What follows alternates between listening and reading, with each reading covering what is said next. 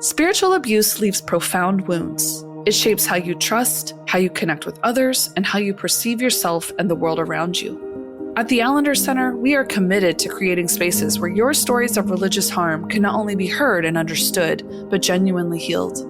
Hi, I'm Rachael Clinton Chen, and I wanted to personally extend an invitation for you to join me for the new story workshop for spiritual abuse and healing happening this March 15th through 17th. This is the first story workshop of its kind, and we designed it in response to the countless emails and DMs we've received expressing a need for more resources to navigate past spiritual abuse.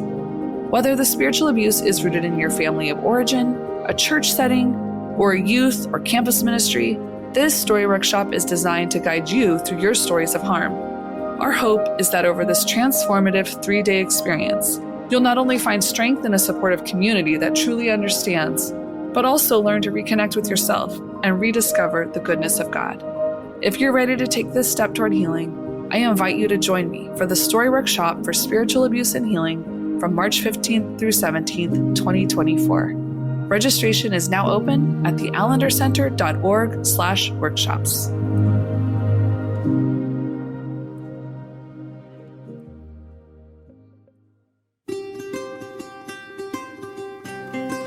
Thank you for listening to the Allender Center podcast. I'm Dr. Dan Allender. And I'm Rachael Clinton Chen.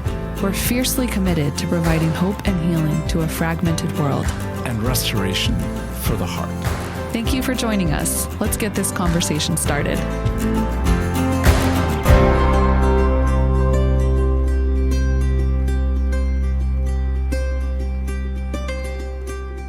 Well, today on the Allender Center podcast, we want to take an opportunity to celebrate love. And I know what you're thinking. We're just past Valentine's Day, and we do love talking a lot about marriage. But today we want to celebrate a special kind of love, and that is friendship love. And we're not going to break down the different types of love like I grew up, although I do love talking about agape and eros and all those things. But we want to take an opportunity to talk more about friendship because all of us, no matter what our status in life is, no matter what demographic we find ourselves in, what age group we find ourselves in, we are well acquainted with friendship and we're made for friendship.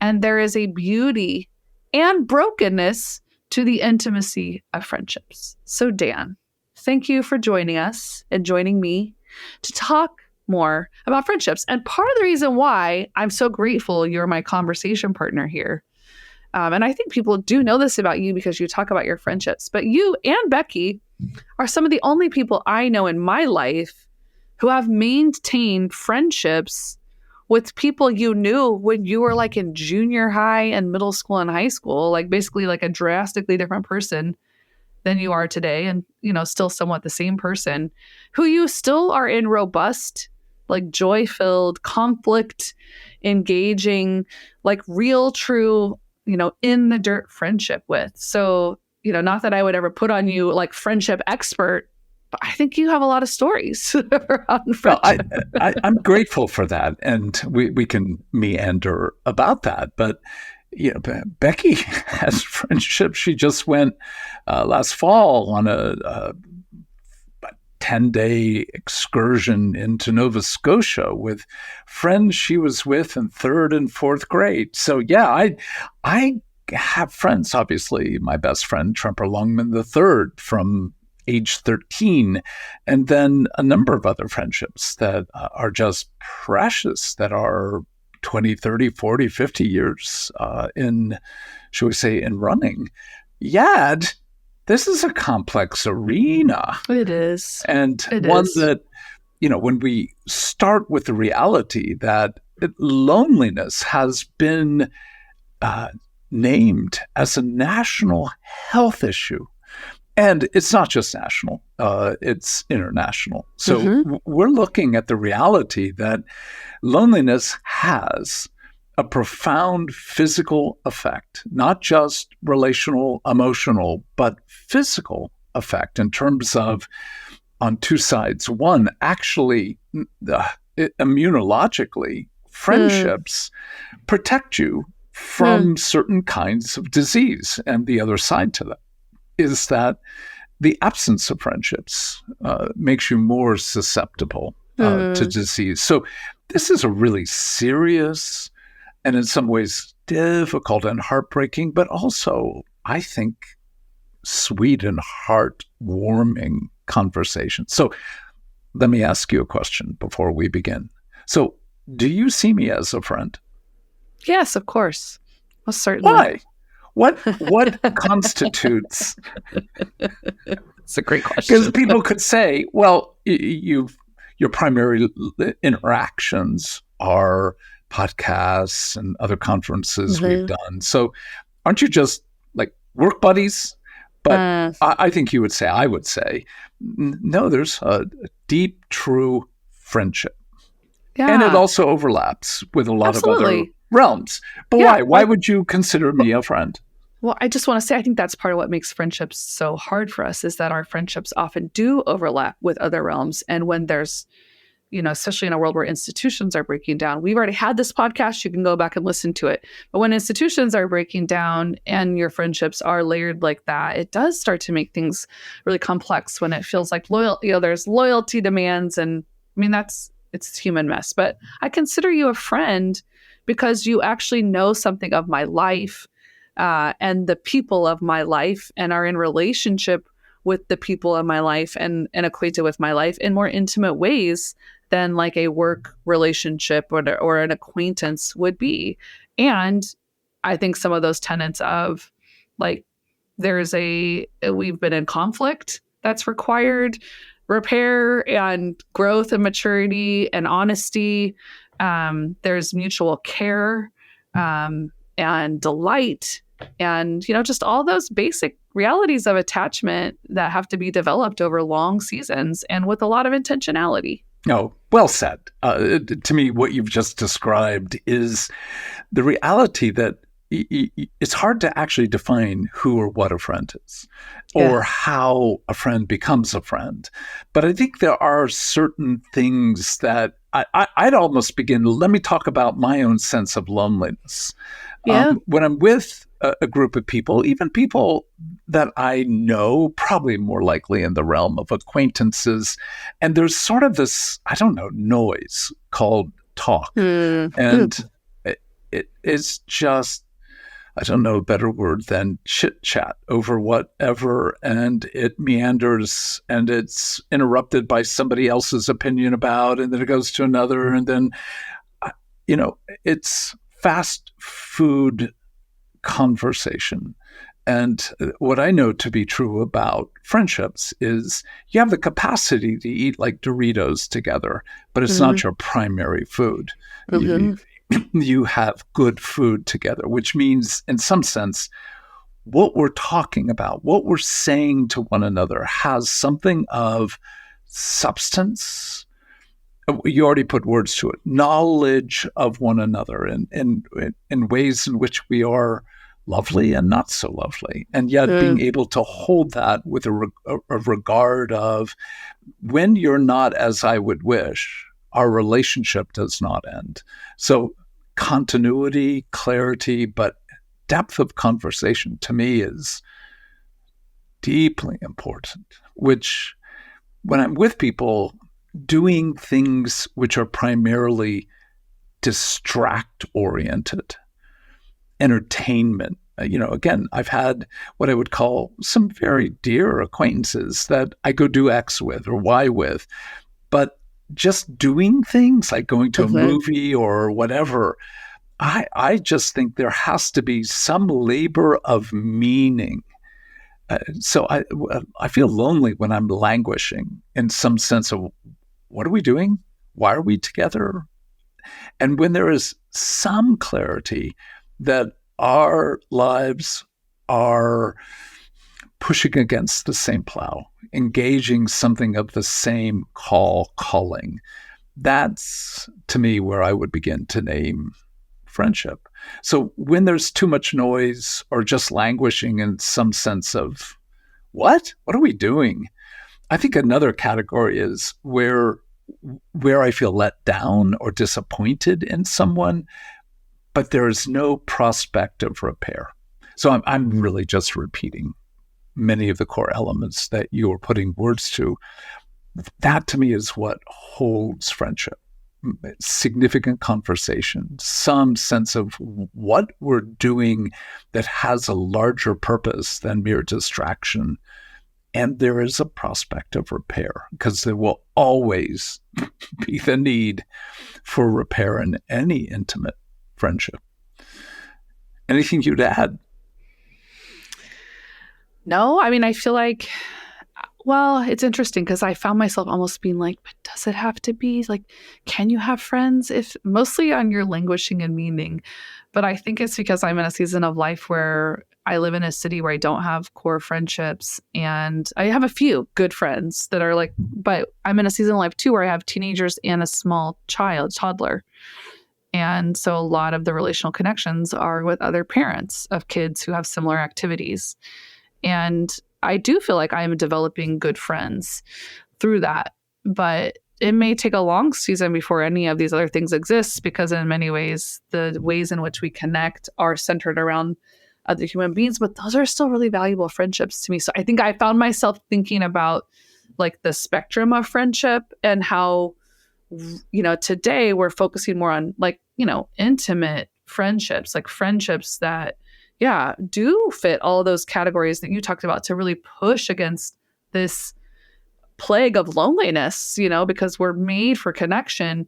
But I want to just make some space for those of us who find ourselves in seasons of life where maybe in proximity and the places where we see people the most, they might be more, I don't want to say shallow friendships, but they might be friendships that are centered around other things, and there can still be rich meaning there and a lot of life that's given there. It's slight pushback.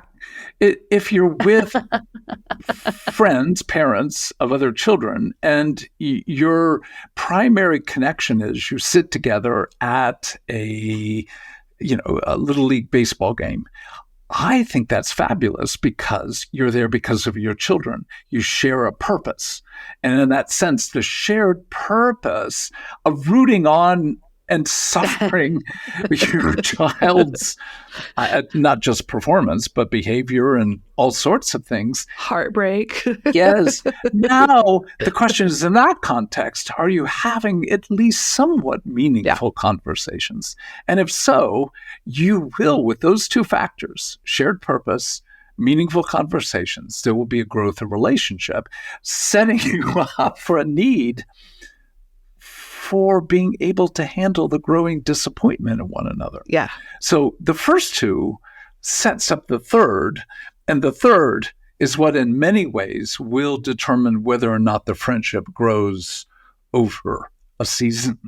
So back to that whole point, though, I have neighbors, and I wouldn't call them good friends. I'd call them friends, because we're still in a community where even things like shared lawnmowers or just a conversation about what happened at the HOA meeting, blah, blah, blah, opens the door to something potentially more meaningful.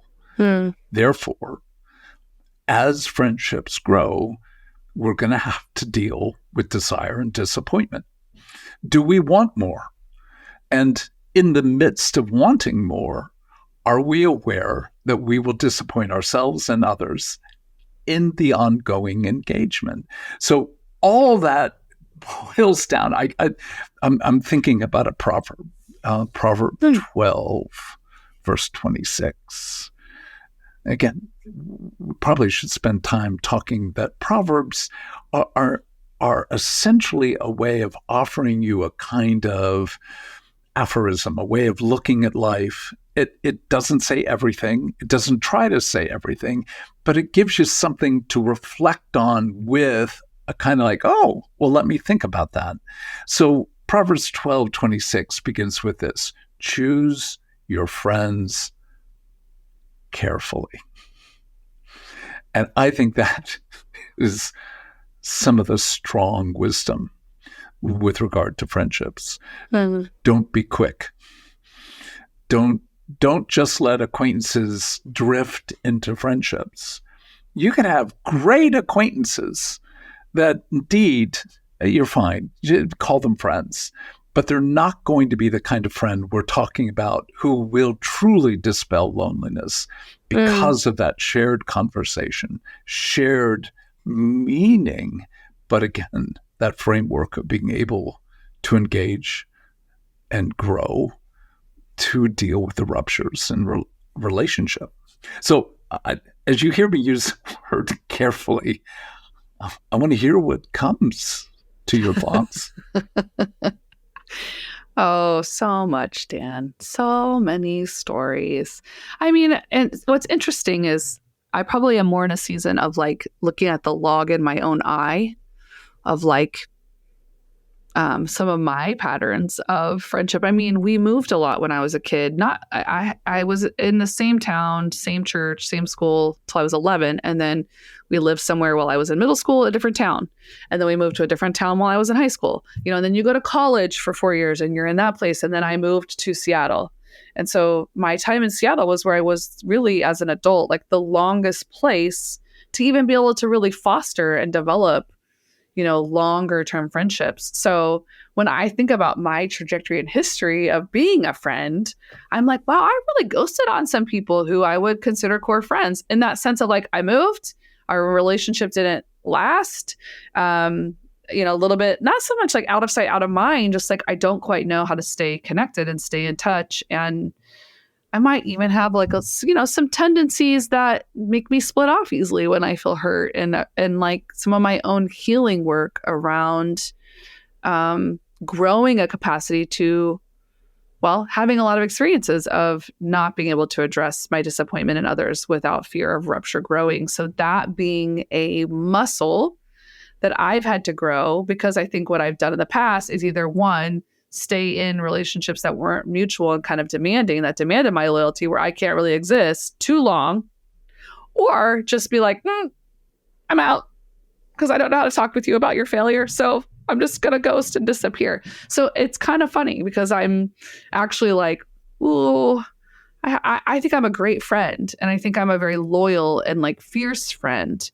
And when we get into these places of how to deal with loneliness and how to deal with desire and how to deal with betrayal and heartache, it's like I feel the messy waters and the longing for friendship. So I do think that sense of like choose your friends carefully, it makes a lot of sense to me because these are people that hold so much of our life. And, I was just talking with my sister and just different people in the generation that I'm in right now, I'm in my early 40s. So just that people in their 30s and 40s and how much turmoil and heartbreak there is in your primary friendships in those decades of life because life is happening.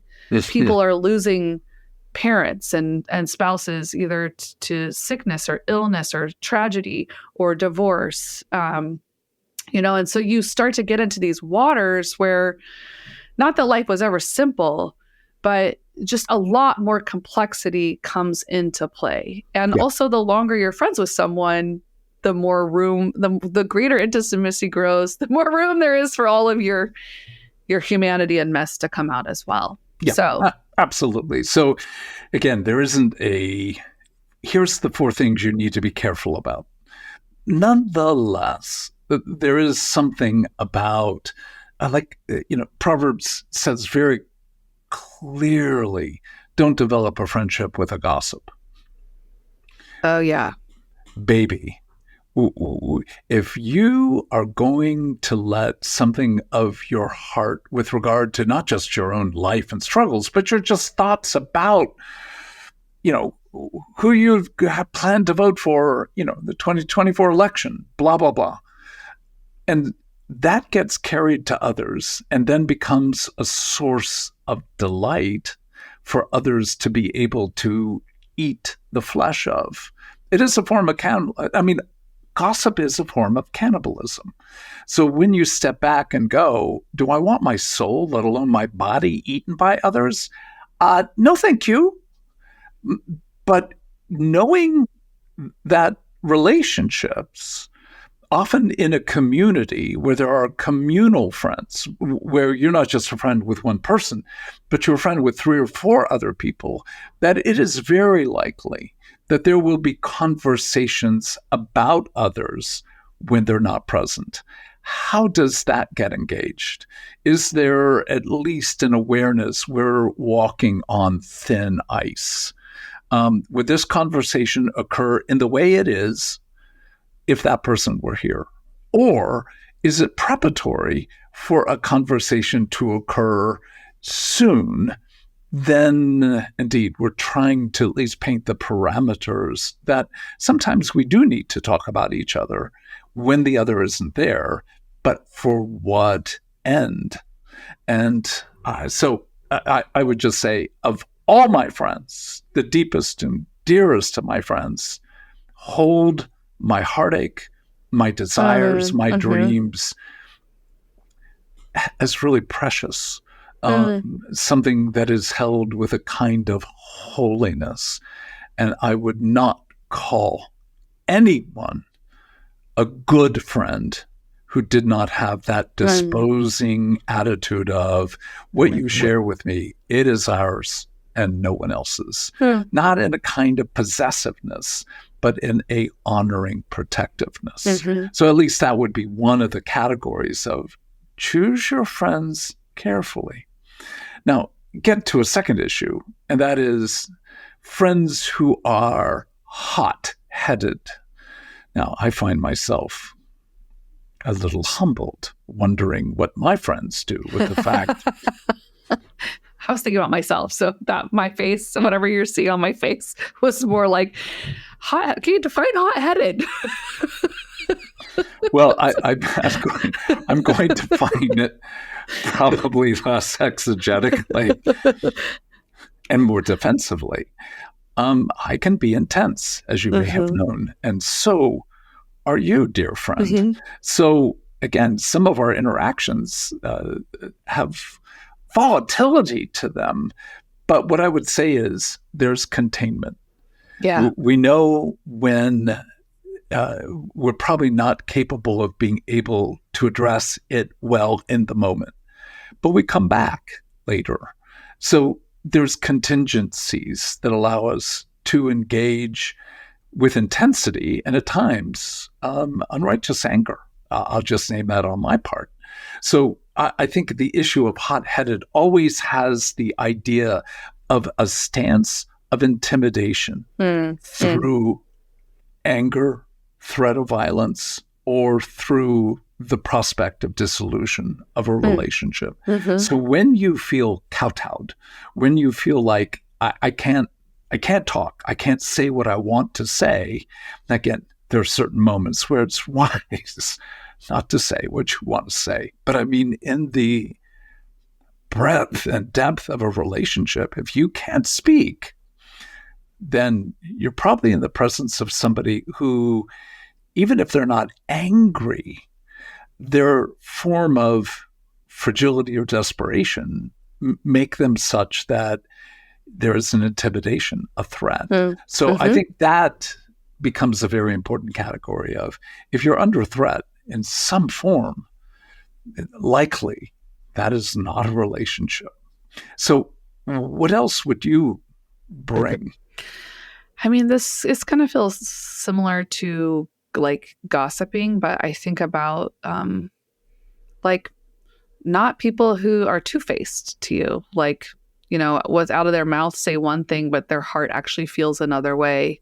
I think a ways that you've articulated this is like, you know, the kisses of an enemy, or like falsely encouraging, you know, like say to your face things that would make you feel like you could trust them, or, you know, that they enjoy you and delight in you, but behind your back, or even like in the moment, there's an undercurrent of like, do you really feel that way? And yeah. So, but I think of that as being like two-faced, like someone who, and really probably someone who just doesn't have a lot of integrity, like the parts of them are not cohesive. So, you know, maybe part of them really does want to be trustworthy and hold you as sacred and, you know, be a good friend, but other parts of them may not have that capacity. So I don't always think of this as a category of people who even wittingly want to be two-faced, but that just might be where they're at in their own journey. Right. But perhaps, again, a lack of cohesion due to a history of their own heartache or trauma that has not been addressed. But the bottom line comes, you can't trust them. And maybe without the issue of gossip or hot-headedness, but you have that beautiful, beautiful proverb of, trustworthy, good are the wounds of a friend. But in contrast, it's that the kisses of, in one sense, an enemy is nothing to be enjoyed. So if you can't indeed speak well of one another, but also to be able to name what brings heartache and harm, it is the ability to hold both. Do you delight and do you have courage? And can the relationship sustain the intersection between delight and courage in operation? So to me, one of the things that we're messing with is, friendship is really a reflection of God. Yeah. And important to have categories to be able to say, yeah, be careful, but let's be clear. You were made That's right. for relationship. You were That's made right. for friendships.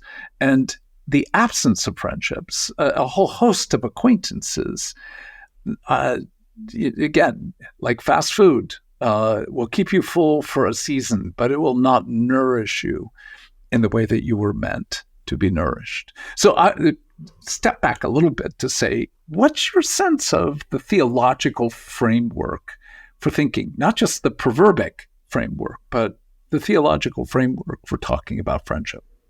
Well, I'll let you bring some of the scripture that I see here in our notes that is your good labor. But I would say, for me, this comes back to the Imago Dei and what it means to be made in the image of God. And we often think of that as like we are, solely made in the image of God. Like my face is made in the image of God. And there is a truth to that. But the reality is we have a Trinitarian God who exists in relationship.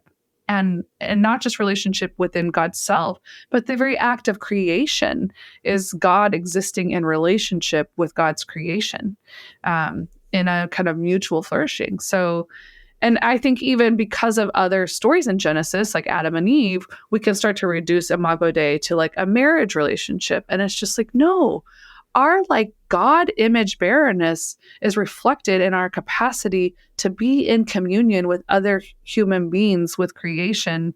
And we need like a whole robust village of people. And so, yeah, I think about the Trinity and I think about how we reflect something of, and I think that that lines up with what you said, right? Like there's something of that, like toward a common calling, like that's such a co-creative reality and being and building something together and delight and honor and all those things, which I'm sure you could summarize a little more clearly for No, for I the think people. this is where I walk with temerity as I walk into talking about the Trinity and friendship. But it's Jesus who sets us up for this conversation from John 15:15, when he says, you are no longer servants, you are friends, because I have made known to you everything the Father has taught me. So already right there's something about friendship and truth. We are the ones Jesus calls friends.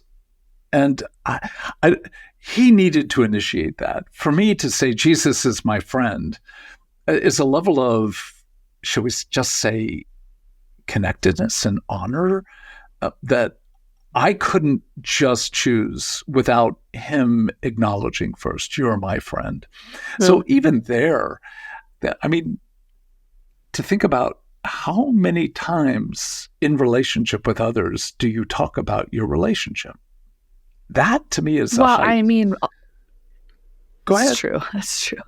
No, I was just going to say, so many of my friends are therapists. So, all right. Well, and again, I can say, I think the living God, I do have friends who are therapists, but mostly not. That has been a great gift. Nonetheless, that ability to talk about our friendship, Yeah. not just like, hey, it's great to be your friend. Oh, it's great to be yours. But to be able to say something along the lines of, when you bring this into play, there are things I learned from you that I don't learn from almost anyone else. How is it that you have this kind of perspective? So it isn't just the relationship, it's the curiosity. It's the honor, delight, and curiosity. And to be able to say, that is the relationship the Son of God offers us.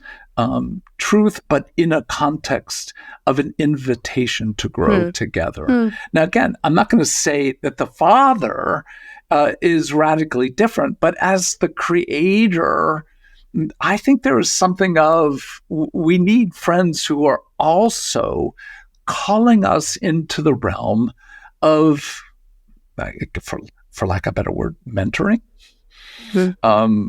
learning, a kind of creative grasp of how to bring goodness to this earth that we want to participate in and want to learn from. So in that sense, I begin with Jesus, but Jesus takes me to the Father. And in that, there is a difference between the Father and the Son. And then if we bring the Spirit in, the Spirit as our paraclete. I always thought that was a bird, but it really isn't. The paraclete is our advocate, our comforter, the one who brings remembrance, but also enervates us to move into the future. So friends who are sustaining, who, even if we use a word that just doesn't feel adequate enough, encouraging. And I think just that simple experience of being with somebody who likes being with you. Oh my gosh.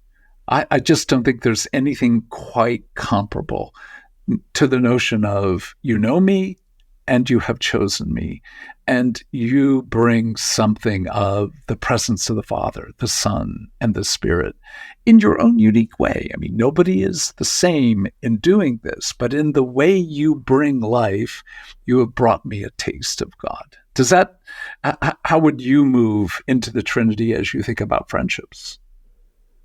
I mean, I don't think much differently than what you're talking about. I just think about joining the feast and joining the banquet table and acknowledging that, when we get to experience love, right? Because our friendships are relationships of love. And I think that's why I like that this conversation is happening so close to Valentine's Day, because I don't think we are given permission as much to celebrate like our friendships and relationships that bring life and joy. And, we're not encouraged to bring those words of honor and delight with particularity to our friends, like, unless it's like their birthday or something. So not as much about our friendship as about like their life and what they bring, as we are with like spouses or significant others or our romantic relationships.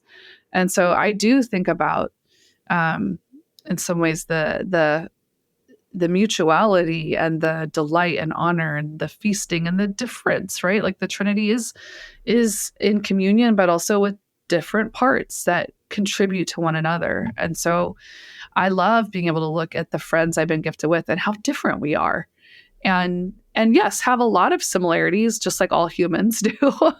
But also like what makes us unique. And I remember once, early in my first therapeutic relationship with a therapist, like my first endeavor into therapy, I was really wrestling with my codependency, and that ultimately I had surrounded myself with a lot of people I would have called friends who were people that needed me, that I was resenting a lot, and didn't necessarily delight in me, but needed me, and maybe delighted in me, but needed me more than they delighted in me.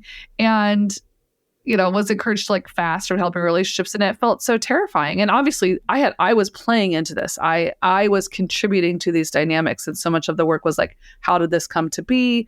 And I remember my therapist saying something, well, she called me weird, but she said something like, what I long for you is to know what it is for someone. She's like, you're kind of a weirdo and you have a lot of idiosyncrasies that are so delightful. And I don't know how many people have the opportunity to see them because you lead with what you can offer to help, but you don't let people get close enough to see some of your idiosyncrasies. And I look forward to the day when you'll keep developing friends. And I had some friends who did. I just didn't have the discernment to see the difference, right? It wasn't like I was devoid of that. And that to me is also what I think is a part of treasure of celebrating and being celebrated within our dear friendships that meet these categories you're talking about that are just, they're real and I think worth celebrating because it's such a priceless treasure and it's not actually something that everybody gets to taste. And so I'm feeling that on behalf of listeners who might be going, I don't even know what you're talking about. Or maybe I did at one time know what you're talking about, but it didn't get to last. Like some fracture came and I didn't get to keep it. So these are, as you named so well, like these are such fraught waters and so therefore so worth celebrating when we are in the presence of goodness. Well, I can't help but ask, how did it taste to you to be called a weirdo? I didn't like it at first. And I think I might have said something like, I'm actually paying you money to call me a weirdo. And then she elaborated on what she meant by that. And something in my heart actually was aroused to desire for someone to see me in these parts of myself that, like, I was like, yeah, I am an interesting person. Like, I've got some unique idiosyncrasies, and I would actually love for someone to notice those things on me and enjoy them and join me in them, right? Like, not just be, a voyeur and be like, oh, that's fun about you, but actually invite me into a kind of play that, like my love of sports was one of those things she was naming, like you're a sports fanatic. How many people actually know you're a sports fanatic and would go watch sports with you and would enjoy doing that with you? And so, it was actually became a term of endearment for me. And once it became expanded. Well, but again, on the part of that therapist, there was a huge risk. There was something destabilizing, but also revelatory. And I think that's a good description of good friendships. I can't help but it was a moment with my friend John fishing. And at one point, I caught a fish and kind of dropped my rod rather than not dropped it, but if you understand, I wasn't keeping the rod tip up and I lost the fish. Yeah. And he watched the whole process. And 20 minutes later, we're sitting on a bank. And at one point he looked at me, goes, you were thinking about other things than being present to the gift of that fish. And I'm like, what do you mean? And he said, well, just tell me if I'm accurate. Were you not thinking about something else? And I was like, yeah, there was this section I was reading out of a writer by the name of Sizu that I could not quite get a sense of what she was trying to describe. And he said, I don't have a clue what you were thinking about, but I could tell by your face that you were not present to the gift of God in giving you this fish. And he said, I'm so intrigued by your capacity for distraction. On the other hand, it keeps you from being able to receive.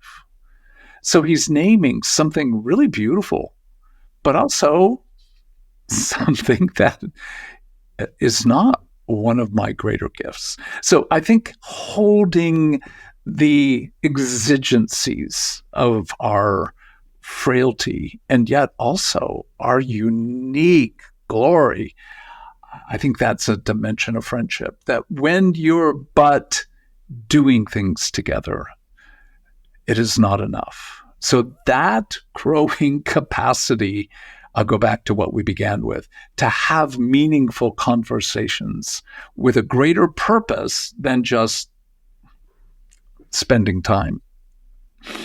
It's going to open up conflict and how we grow together in being able to engage conflict. Blessed are the wounds of a friend. And I'm grateful, my friend. that you are my friend. Likewise, my friend. The Allender Center podcast is produced by the Seattle School of Theology and Psychology. If you'd like more information about the Allender Center, you can look at theallendercenter.org.